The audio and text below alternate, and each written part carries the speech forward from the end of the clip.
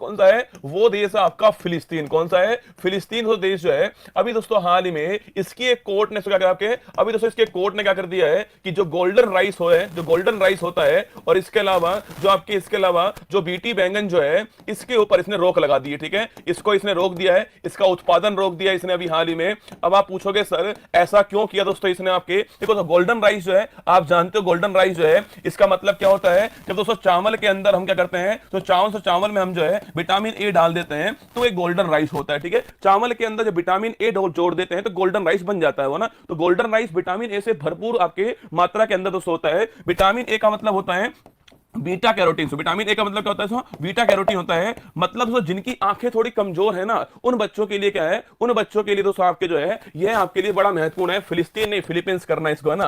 फिलिस्तीन मत कीजिएगा, इसको फिलीपींस कीजिएगा रसगुल्ला।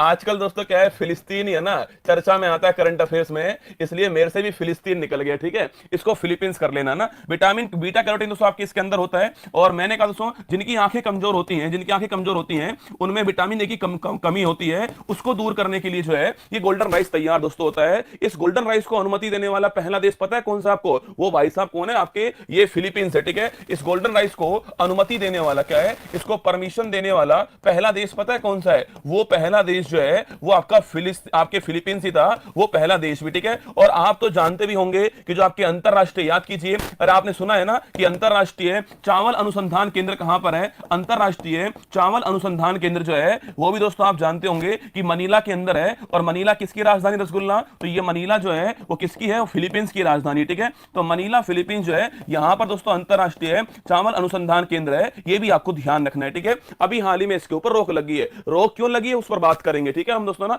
अब एक है बीटी बैंगन दोस्तों ना। देखो बीटी बैंगन दोस्तों क्या है? एक आपके जेनेटिकली मॉडिफाइड बैंगन दोस्तों। एक बैंगन था उसके अंदर दोस्तों हमने एक जीवाणु प्रवेश करा दिया जिसका नाम था बैसिलस थुरिजेंसिस जीवाणु। उस जीवाणु को बीटी बोलते हैं, इससे इसका नाम बीटी बैंगन हो गया। ठीक है, बीटी बैंगन जो है आपके इसकी फुल फॉर्म होती है बी फॉर बैसिलस। क्या होता है? B for bacillus. और टी फॉर होता है थुरेजेंसिस। क्या होता है? थुरेजेंसिस।